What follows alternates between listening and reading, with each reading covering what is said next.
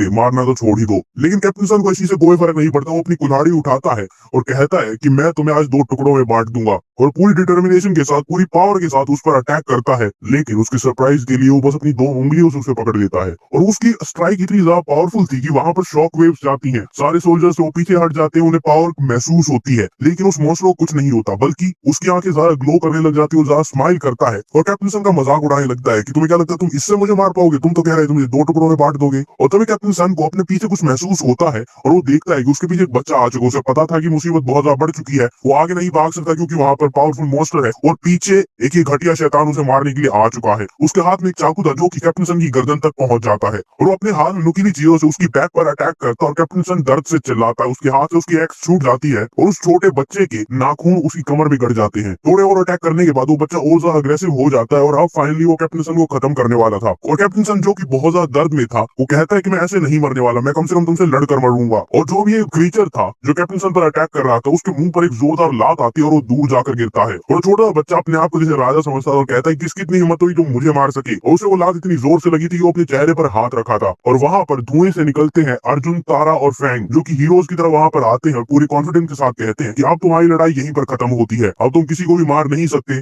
और ना ही मैं तुम्हें मारने दूंगा। और उनके सामने कैप्टन सन जो अभी कह रहा था कि मैं अर्जुन को जान से मार दूंगा, अर्जुन ने उसे बचा लिया था, और अब वो जमीन पर बैठा था ताकि वो थोड़ी सांस ले सके और दोबारा से रिकवर हो सके। और उसके चेहरे पर दिख रहा था कि वो बहुत ज्यादा खुश है कि अर्जुन यहाँ पर आ गया है। तभी वहां पर तारा दिखती है, जिसकी ब्यूटी को देखकर सब लोग हैरान हो चुके थे, जैसे वहां पर एक समय के लिए सब कुछ रुक गया था। और वो बड़ा मॉन्स्टर तारा को देखकर ये कहता है कि मेरा लक कितना बढ़िया है, यहाँ पर आज इतने सारे इंसान आए, और तो और इतनी सुंदर लड़की भी आई है। और अर्जुन हमेशा की तरह वहां पर सीरियस था, उसकी आंखें दिखाई नहीं दे रही थे, उसके एक्सप्रेशन बहुत ज्यादा डार्क थे, उसकी चारों तरफ से एक ऑरा निकल रहा था जो कि बहुत ज्यादा डोमिनेटिंग था। और अर्जुन उसे बड़ी शांति से कहता है कि तुम यहाँ से जा सकते हो, कहीं और जाकर रह सकते हो, इस बेस को, इस इंसानों को यहाँ से छोड़कर चले जाओ तो तुम जिंदा रहोगे, लेकिन अगर तुम डिसाइड करते हो कि तुम मुझसे फाइट करोगे तो आज तुम्हारी और तुम्हारी पूरी ट्राइब का यहीं पर खात्मा हो जाएगा। ये सुनकर वो मौत से हंसने लगता है, और अर्जुन के पास आ जाता है और कहता है कि तुम्हें क्या लगता है तुम मुझे धमकी दे सकते हो? तुम्हारा ये दोस्त जो अभी जमीन पर है, इसने मुझे धमकी दी थी। और उसके मॉन्स्टर्स ओरा से पूरा बैटलफील्ड भर जाता है, जहां पर सब लोग ये सोचते हैं कि हम सर्वाइव कैसे करें, लेकिन अर्जुन को कोई फर्क नहीं पड़ता।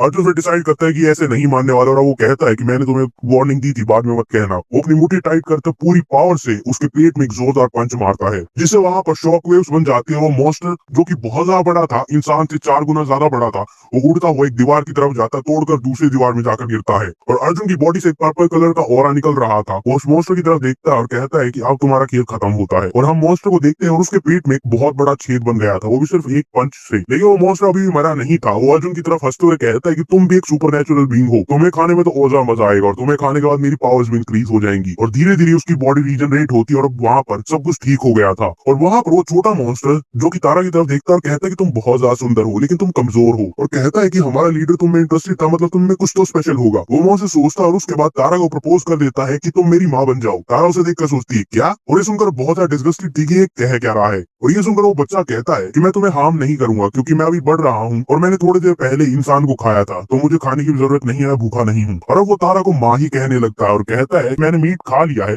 लेकिन अब मुझे दूध की जरूरत है। अगर तुमने पहले के एपिसोड नहीं देखे हैं तो उनका लिंक डिस्क्रिप्शन और पिन कमेंट दोनों में है। वो एक अनसेटलिंग स्माइल के साथ उसके सामने खड़ा हो जाता है, उसकी ड्रेस पकड़ने लगता है, उसके बाद उसके सामने आकर उदास सा चेहरा बना लेता है। और अब वो तारा से पूछता भी नहीं है, उसे माँ ही बुलाने लग जाता है, और कहता मुझे दूध पीना है। तारा कुछ देर के लिए वहां पर स्पीचलेस रहती है, वो कुछ नहीं बोलती, लेकिन उसके चेहरे में उसकी फ्रस्ट्रेशन दिख रही थी, और वो बढ़ती जा रही थी। लेकिन फाइनली तारा उसे बर्दाश्त नहीं कर पाती, वो अपना पैर उठाती है, फुल स्प्लिट के साथ उसके चेहरे पर एक जोरदार लात मारती है, और वो लात उसके सर पर लगती है, और बच्चे का सर नीचे लगता है। वो जमीन पर गिर जाता है, उसकी आंखें ऊपर नीचे हो जाती है, लेकिन तब भी वो जीभ निकालकर हंस रहा होता है, जैसे उसे इस चीज में मजा आ रहा हो। और वो कहता है कि अच्छा तो ऐसा फील होता है माँ से मार खाना। वो बच्चा उसे दोबारा से टोंट करने लगता है, लेकिन तब तक तारा एक और लात उसके मुंह पर मारती है, और तारा एक किक में ओवरवेलमिंग स्ट्रेंथ थी। वो बच्चा उसे डॉज करने की कोशिश करता है, बचने की कोशिश करता है, लेकिन नहीं हो पाता। लेकिन तारा वहां भी नहीं रुकती, एक के बाद एक उसे लात मारती है, और पूरी बैटलफील्ड पर उससे फुटबॉल बना देती है। और वो बिल्कुल साफ साफ कह देती है कि मैं तुम्हारी बदतमीजी बर्दाश्त नहीं करूंगी, चाहे तुम बच्चे ही क्यों ना हो। वो मॉन्स्टर बच्चा वहां पर थोड़ा डगमगाने लगता है, और उसे पता चलता है वो किसके खिलाफ खड़ा है, और तारा की पावर उससे तो बहुत ज्यादा है। तारा स्पिन करती है, और एक बहुत ही जोरदार किक उसके पेट में डिलीवर करती है, और उस छोटे मॉन्स्टर की आंखें बाहर आने को हो जाती है। बच्चा जो कि अब बहुत ज्यादा हार चुका था, मार खा चुका था, लेकिन तब भी उसकी आंखें ग्लो करने लगती है, और वो तब भी स्माइल करता है और हंसने लग जाता है। वो बच्चा उसे मॉक करने लग जाता है और कहता है कि तुम ताकतवर तो हो, लेकिन इतनी ताकतवर नहीं हो कि मुझे हरा सको। लेकिन तारा को इस चीज से कोई फर्क नहीं पड़ता, वो दोबारा से उसे मारने के लिए तैयार हो जाती है और कहती है अब मेरी बारी है, जरा दोबारा से देखो। लेकिन तभी वो नोटिस करती है कि उसके पास भी कुछ सुपरनेचुरल एबिलिटीज है। वो बच्चा उसके सामने से गायब हो जाता है और तारा को पता भी नहीं चलता कि वो उसके पीछे आ जाता है। वो शैडोज के थ्रू ट्रेवल कर सकता है और वो बच्चा मनी मन हंस रहा था कि तुम्हें लगा था तुम मुझे बस लात मार कर हरा सकती हो, लेकिन मैं ऐसी जगह से तुम्हारे सामने आऊंगा कि तुमने एक्सपेक्ट भी नहीं किया होगा, और कब मैं तुम्हें आकर मार दूंगा या खा जाऊंगा किसी को पता नहीं है। वो अपने हाथ को एक वेपन की तरह ट्रांसफॉर्म करता और कहता तुमने ये कभी नहीं सोचा होगा, और वो पीछे से उस पर हमला कर देता है। इससे पहले कि वो तारा को हर्ट कर पाता, वहां पर बिल्ला आता और उसकी जोरदार लात मारता है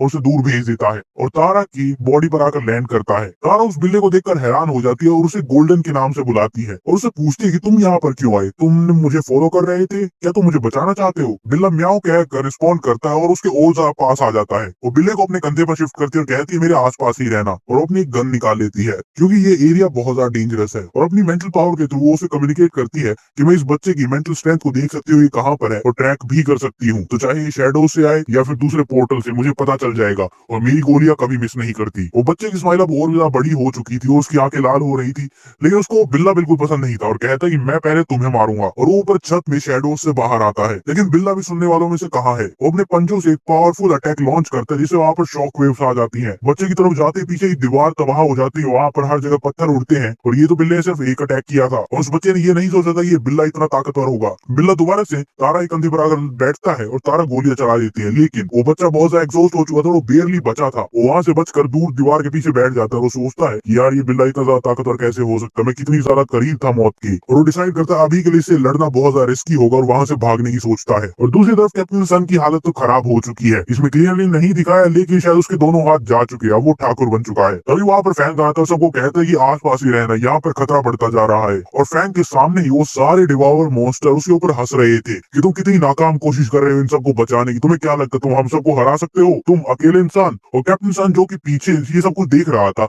उसे पता था कि फैंक के पास पावर्स हैं और वो बहुत ज्यादा पावरफुल है, और वो इस मौके का फायदा उठाना चाहता था और वहां से भागना चाहता था। कैप्टन सन के चेहरे पसीने आ रहे थे और ये बात वो फैंक को कह देता है कि तुम मुझे कवर तो करोगे ना, मैं तुम्हारा सीनियर हूँ। और फैंक कहता है हाँ क्यों नहीं, लेकिन उससे पहले वो पीछे मुड़कर देखता है। उसके बाद कैप्टन सन उस पर चिल्लाते हैं ताकि उसका अटेंशन ग्रैब कर सके। कैप्टन सन बहुत ज्यादा जख्मी हो चुके, उसके चेहरे से खून आ रहा था, लेकिन तब भी वो फैंक पर अपनी सुपीरियोरिटी दिखाता है कि मैं तुम्हारा सीनियर हूँ, उस पर ऑर्डर करने की कोशिश करता है। और तो ये भी कहता है कि तुम्हारी जिम्मेदारी है मैं यहाँ से सेफली निकल जाऊँ। और फैंक कहता है हाँ क्यों नहीं, लेकिन उससे पहले तुम्हें मेरे लिए कुछ करना होगा। और ये सुनते ही कैप्टन सन की आंखें बड़ी हो जाती है, वहां से भी खून आने लग जाता है क्योंकि उसे एक बहुत ही ओवरवेलमिंग पावर उसकी तरफ आती हुई दिखती है। एक हाथ उसकी आंखों में दिख रहा था जो ग्लो कर रहा था, उसकी तरफ आ रहा था, और वो फैंक से पूछता कि तुम क्या करने की कोशिश कर रहे हो। लेकिन तभी फैंक ने अपनी पावर्स को एक्टिवेट किया था, उसकी आंखें ग्रीन कलर से ग्लो कर रही थी। वो कैप्टन सन का गला पकड़ता है और अब उसका पूरा चेहरा खून से ढक चुका था। और फैंक उसे कहता है कि वैसे भी तुम्हारे दोनों हाथ जा चुके हैं तो तुम क्या ही काम आओगे, तो क्यों ना तुम अपनी पावर मुझे दे दो, कम से कम मैं इनसे बदला तो ले पाऊंगा और तुम्हारी पावर्स भी एक अच्छे काम के लिए यूज हो जाएंगी। उसका गला दबाता और कैप्टन सन की पूरी बॉडी एक ग्रीन कलर की एनर्जी से ढक जाती है और फैंक अपनी एनर्जी कैप्टन सन के अंदर चैनल करता है। आसपास के सारे टीम मेंबर्स उसे देखते हैं और वो अब डर चुके थे। इतना डर तो उन्हें इन सारे डिवावर मॉन्स्टर से नहीं लग रहा था। कैप्टन सन वहां पर बहुत ज्यादा स्ट्रगल कर रहा था और फैंक को याद दिलाता कि हम दोनों टीममेट्स हैं, लेकिन फैंक के एक्सप्रेशन चेंज नहीं होते। वो कहते तुम्हें पता भी है फ्रेंडशिप या फिर टीममेट्स का मतलब क्या होता है। उसके बाद वो कैप्टन सन की पावर्स को अब्सॉर्ब कर लेते और अब वो दुश्मनों की तरफ देखते और कहता है जब पहली बार तुम्हें हथियार मेरी तरफ पॉइंट किए थे तब से ही तुम्हारा खात्मा शुरू हो गया था। लेकिन वो सारे डिवावर मॉन्स्टर तब भी हंसते हैं और कहते हैं कि तुम हमें रोकोगे। लेकिन तभी फैंक अपनी सारी पावर को रिलीज करता है और वो भी पूरी ताकत लगा देता है सामने वाले दुश्मन को हराने में, लेकिन उस चीज में उसके टीममेट्स भी सफर करते हैं। अब दूसरी तरफ हमें दिखाया जाता है अर्जुन का वो बेस जहाँ पर उन्होंने थोड़े दिन पहले ही दीवार बनाई थी, और वहां पर हमें बताया जाता है कि अर्जुन की कोशिशों ने और उसकी प्लानिंग ने पहले ही ये सबको इन्फॉर्म कर दिया था कि यहाँ पर बहुत सारे दुश्मन आएंगे, और वही हुआ। उन्होंने पहले से ही एक बहुत बड़ी मॉन्स्टर की वेव को डिटेक्ट कर लिया था। दिव्या वहां पर एक हाई प्लेटफॉर्म पर खड़ी है जहाँ पर बहुत सारे सोल्जर्स आ जा रहे थे, और तभी वहां पर फीमेल कैप्टन आती है उससे बात करने के लिए। फीमेल कैप्टन बाकी सारे सोल्जर्स को कहती है प्लान को फॉलो करो और जो अर्जुन ने कहा था वही करना। दिव्या अब भी वही रेलिंग पर खड़ी थी और अपने ख्यालों में खोई हुई थी, और दिव्या को देखकर ऐसा लग रहा था कि वो वहां से जाने की कोशिश भी नहीं कर रही थी और ना ही वो जाना चाहती थी। और वो आखिरकार उससे पूछ ही रही थी कि तुम यहाँ पर क्यों खड़ी हो, और दिव्या जवाब देती है अर्जुन ने मुझे कुछ काम कहा था, कुछ चीजों को प्रोटेक्ट करने के लिए कहा था और मैं वही कर रही हूँ ताकि मैं इंश्योर कर सकूं कि इस बेस के किसी भी आदमी को चोट ना आए। और तभी फीमेल कैप्टन उसकी तरफ मुड़ती है और वो थोड़ी शर्माने लग जाती है। उससे पूछती है क्या मैं तुमसे एक सवाल पूछ सकती हूँ, ये बहुत टाइम से मेरे मन में था। और दिव्या कहती है हाँ क्यों नहीं। और वो दिव्या से एक बहुत इंपॉर्टेंट सवाल पूछती है जो शायद तुम सबके मन में भी था कि या तुम्हें अजीब नहीं लगता या फिर कहो कि अर्जुन तुम दोनों के साथ है। वो बहुत ज्यादा शर्मा रही थी लेकिन वो जेन्युइनली इस चीज में इंटरेस्टेड थी और दिव्या उसे बताती कि शुरुआत में ये चीज बहुत ज्यादा मुश्किल थी, लेकिन वो अर्जुन को अकेले संभाल भी नहीं पाएगी और पुराने नॉर्म जो पिछली जिंदगी में चलते थे वो पोस्ट अपोकलिप्स के बाद नहीं चल सकते। और जैसे जैसे टाइम आगे बढ़ता गया वो इसके साथ यूज टू होती गई। अर्जुन की लीडरशिप के साथ तो ये पॉसिबल नहीं, और वैसे भी जैसे मैंने पहले कहा मैं उसे अकेले नहीं संभाल सकती। और तो और दिव्या फीमेल कैप्टन को कहती भी है कि तुम भी उसे पसंद करती हो ना, जब भी उसका नाम आता तुम शर्माने लग जाती हो। वो और ज्यादा ब्लश करने लगती है, उसका चेहरा लाल हो चुका था और वो इन सारी एलिगेशन को डिनाई करती है, जबकि हम सबको दिख रहा है कि उसके चेहरे पर क्या है, और कहती है इम्पॉसिबल है, ऐसा हो ही नहीं सकता, और सिचुएशन को डाउन प्ले करने की कोशिश करती है। और तब दिव्या कहती है कि अर्जुन जैसे इंसान से अट्रैक्टेड होना बहुत ज्यादा नॉर्मल है, तुम अब नॉर्मल नहीं हो। आखिरकार वो स्ट्रॉन्ग है, हैंडसम है, करिश्मेटिक है। और इस टाइम पर दिव्या की टोन बहुत ज्यादा काम थी, जैसे वो बहुत ऑब्वियस फैक्ट बता रही थी। उसका चेहरा और ज्यादा लाल हो जाता है और अपने चेहरे पर हाथ रखती है और सोचने लगती है क्या जो वो फील करती है वो नॉर्मल है या नहीं है। और तभी वहाँ पर एक सोल्जर चिल्लाता है और कहता है वहाँ पर देखो, होराइजन पर उसे कुछ दिखाई दे रहा है। उसके चेहरे पर साफ दिखाई दे रहा था कि वो पैनिक कर रहा है।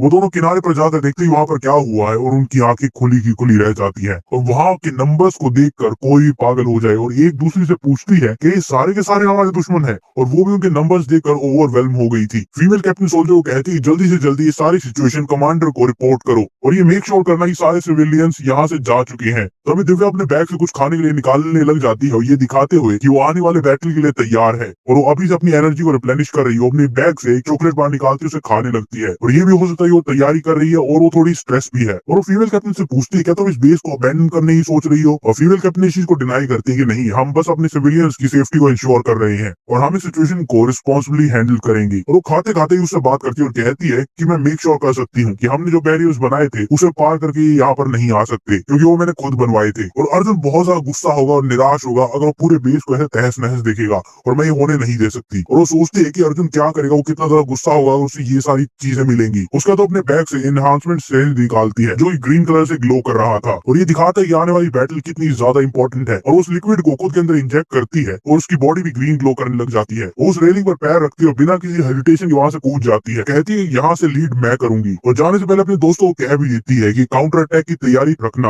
और बेस को अबैंडन करना कोई ऑप्शन नहीं है। उसके बाद वो नीचे जंप करती है और सीरम के इफेक्ट से उसकी बॉडी अब भी ग्लो कर रही थी। और फीमेल कैप्टन ये देखकर हैरान हो जाती है और सिर्फ अर्जुन के लिए अपनी जान जोखिम में डालने के लिए तैयार है, और वो बहुत ही ग्रेसफुली बैटलफील्ड पर लैंड करती है। लेकिन अब भी उसकी अंदर से वो एनर्जी निकल रही थी जो सिरिंज लगाने के बाद आई थी। वो अपनी नजरें यहाँ वहाँ घुमाती और देखती है जमीन के नीचे कुछ तो चल रहा है। उसका तो अपनी पूरी ताकत से पेड़ जैसे क्रीचर को वहां से निकालती है। वो सबको देखकर कसम खाती है मैं तुम्हें यहाँ से आगे नहीं जाने दूंगी। और अब वो बहुत सारे डिवाउर मॉन्स्टर के सामने खड़ी थी। उसके हाथ में एक पेड़ था, हथियार के नाम पर एक पेड़। ये उसके स्टैंड से पता चल रहा था कि उसके अंदर स्ट्रेंथ है, और वो इतनी लंबी हो चुकी थी कि जो उन्होंने डिफेंसिव वॉल बनाई थी वो उससे दुगनी हाइट की थी। अब वो कितनी पावरफुल है ये आगे पता चलेगा। जब तक कि डिवाउर मॉन्स्टर वहां पर खड़े थे, दिव्या अपने हाथ को देखती है और देखती है कि उसकी बॉडीज में क्या क्या चेंजेस हुए हैं, और वो नोटिस करती है उसकी स्ट्रेंथ एनहांसमेंट सीरम का इफेक्ट अब भी हो रहा था, वो कंप्लीट नहीं हुआ था। मतलब वो आगे जाकर और भी ज्यादा स्ट्रॉन्ग होगी। और दिव्या मनी में सोचती है कि अर्जुन वहां पर लड़ाई कर रहा है, मैं उसे डिसअपॉइंट नहीं कर सकती और मुझे यहाँ पर लड़ना ही होगा, इन सबको खत्म करना होगा। तभी वहां पर उन सब मॉन्स्टर्स का लीडर आ जाता है जिसकी आंखें ग्लो कर रही थी, और वो कहता है तुम्हें क्या लगता है सिर्फ एक औरत हमें रोक पाएगी।